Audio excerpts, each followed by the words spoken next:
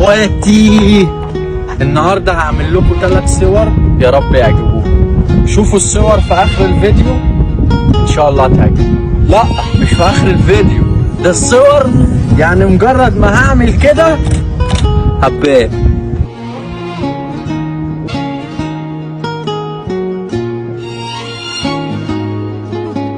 اول وضع لفلي كده شويه بعد اذنك.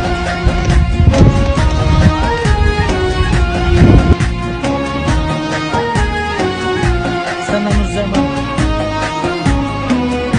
يلا الوضع الثاني، الصوره الثانيه يا اخواتي، عايز اعرف رايكم. يلا تاني. ايوه حلوه دي، تعالى اوريها للناس يا احمد. ايه رايكم في الصوره؟ هتشوفوها دلوقتي بقى حالا. عايز اعرف رايكم في الصوره. يلا